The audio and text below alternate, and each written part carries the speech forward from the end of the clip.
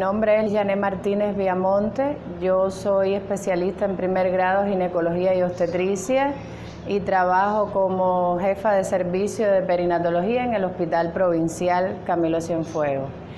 El día de hoy vamos a hablar del parto pretérmino, considerado como una epidemia mundial debido a la incidencia que tiene y de la forma brusca que aparece, y a pesar de todas las medidas que tratamos de tomar y de encaminar, pues no se ha logrado disminuir o erradicar. Entonces vamos a dar paso a comenzar la conferencia del día de hoy hablando de forma general. Lo que repercute el parto pretérmino es la principal causa de muerte neonatal y de ingreso y hospitalización prenatal a nivel mundial. Representa el 12% de los nacimientos. Es responsable de un 25 o un 50% de los casos de deterioro neurológico en los niños a largo plazo, y en los Estados Unidos un parto pretérmino asciende a un costo aproximadamente de $51.000. Entonces, como concepto, el parto pretérmino no es más que aquel que se produce entre las 22 semanas y 36 semanas con 6 días de gestación después de la fecha de la última menstruación, y es considerado un síndrome y no una patología en sí, porque tiene un origen multifactorial. En cuanto a la clasificación, vamos a ver que se subdivide en dos grandes grupos. Está el parto pretérmino espontáneo y el parto pretérmino inducido. Dentro del parto pretérmino espontáneo tenemos que representa las 2/3 partes de todos los tipos de parto, que el 15% de estas pacientes tienen antecedentes de un parto pretérmino anterior y que el 85% son primigestas o han tenido un parto a término. Dentro del parto pretérmino inducido tenemos la preeclampsia grave, tenemos el SIUR con alteraciones del Doppler, tenemos la rotura prematura de membrana pretérmino, la placenta previa sangrante, el desprendimiento prematuro de la placenta, el embarazo múltiple, sobre todo el embarazo monocorial complicado. Dentro de las subcategorías que establece la Organización Mundial de la Salud, tenemos 4 clasificaciones en dependencia del momento en que se produzca el parto. Tenemos el pretérmino tardío, que es el que menos patología o morbilidad debe aportar, que va desde las 34 a las 36 semanas con 6 días, el pretérmino moderado de 32 a 33 semanas con 6 días, el muy prematuro, que va de 28 a 31 semanas con 6 días, y el pretérmino extremo, que es el menor o igual a 27 semanas y 6 días.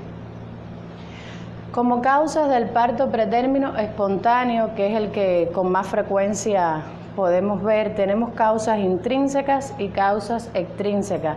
Dentro de las causas intrínsecas están las activaciones hormonales y neurales, y dentro de las causas extrínsecas están la sobredistensión uterina, como podemos ver en los embarazos múltiples, en el polidranio, las infecciones maternas muy frecuentes, sobre todo por gérmenes de tipo micoplasma y uroplasma, la isquemia útero-placentaria, que una vez que se produce se activa el sistema renina-angiotensina y es causante del parto pretérmino, las malformaciones uterinas, dígase útero doble, útero bicorne, y las enfermedades cervicales, ya sean adquiridas de la madre o provocadas, como la conización de cuello.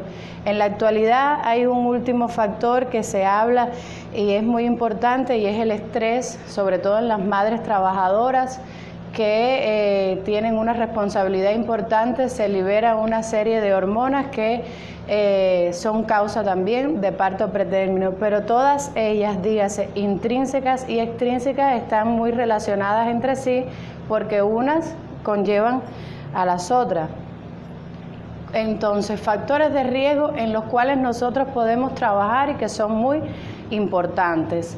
Nos vamos a detener en los más frecuentes, que son los partos pretérminos espontáneos anteriores. Toda paciente que tiene antecedentes de un parto pretérmino anterior, podemos dar por seguridad que en una nueva gestación va a aportar un parto pretérmino de igual manera. La primiparidad, la infección cervicovaginal y del tracto urinario, que son las dos causas infecciosas fundamentales, las infecciones sistémicas, no se ha logrado demostrar ciertamente que las infecciones periodontales sean causa directa, pero sí están en relación.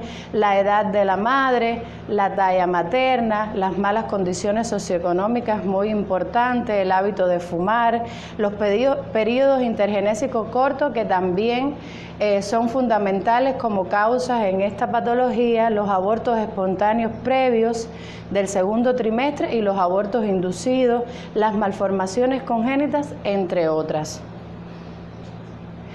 Ahora, ¿cómo enfocarnos en la prevención? Podemos tomar medidas desde o previas a la gestación y tomar medidas durante la gestación.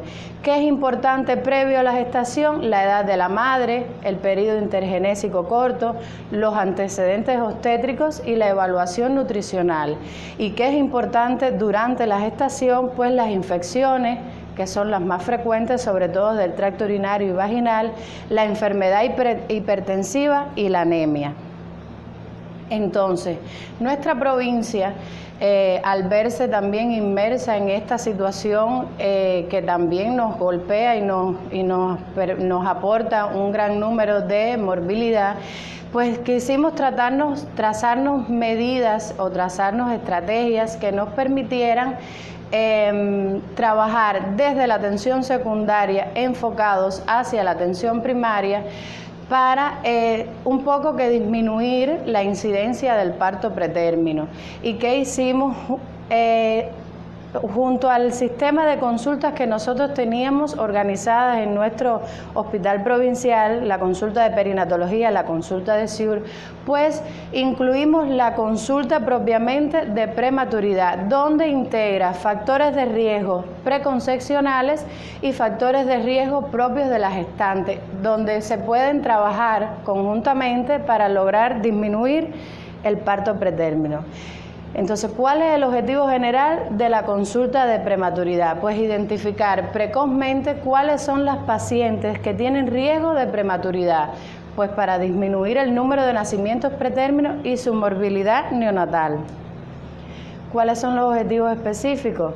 Definir cuál es la paciente con riesgo de prematuridad precozmente, brindar atención prenatal diferenciada a esta gestante con riesgo de prematuridad y determinar cuáles son las pacientes tributarias para realización de acción preventiva y o curativa dentro de las acciones que se hacen, dígase cerclaje precoz, cesárea cervical o el uso de la progesterona. Este es el flujograma de la consulta. La consulta consta de una función preventiva y una función curativa. Dentro de la función preventiva vamos a trabajar en el periodo preconcepcional y en la atención prenatal diferenciada a estas pacientes con factores de riesgo.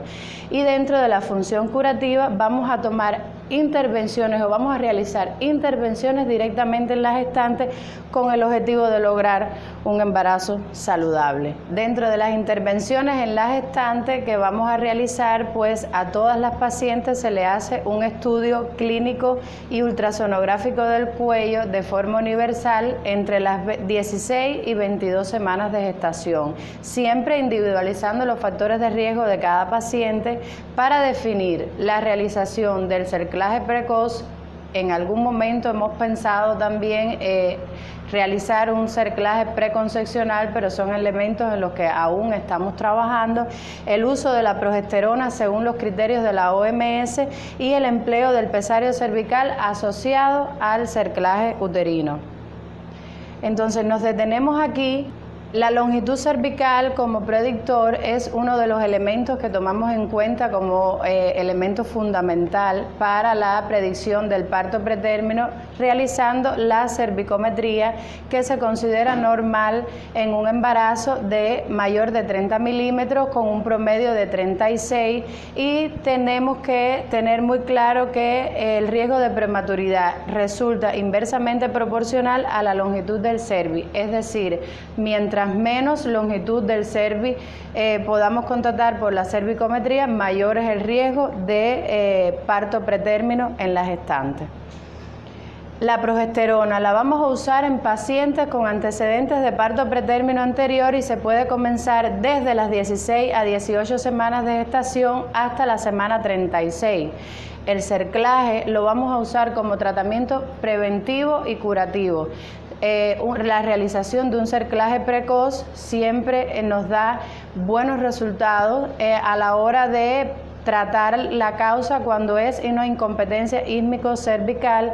El uso del pesario, que también se puede comenzar desde las 16 semanas, incluso asociado al cerclaje uterino, sobre todo en pacientes abortadoras habituales con antecedentes de pesario y cerclaje en el embarazo anterior, y bueno, con una longitud cervical menor de 25 milímetros en un embarazo simple y menor de 38 en un embarazo gemelar.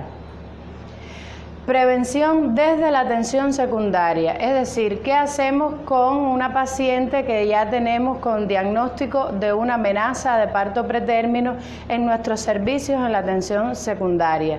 Lo primero es comenzar con la expansión volumétrica, que es acciones y tratamiento que tomamos en la madre cuando hay una dinámica uterina irregular, para diluir un poco los niveles de oxitocina, aunque no está demostrado que su uso sistémico sea más beneficioso. El efecto del reposo en cama, el uso de los tocolíticos, muy importante, que es tratamiento en sí de la amenaza de parto pretérmino. Nosotros tenemos como primera línea de tocolítico el nifedipino y con resultados muy positivos. La antibiótico-terapia, que también es importante debido a que cada paciente que viene con el diagnóstico de una amenaza de parto pretérmino, siempre tenemos que sospechar que esta paciente es portadora de una infección vaginal o de una infección del tracto urinario.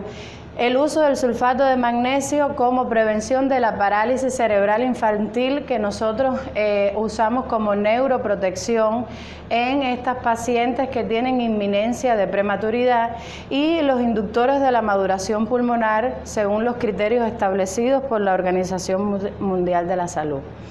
Realizamos la maduración pulmonar con corticosteroides de preferencia o de elección con la betametasona, comenzando entre 24 y 34 semanas en pacientes con riesgo de parto pretérmino en los próximos 7 días.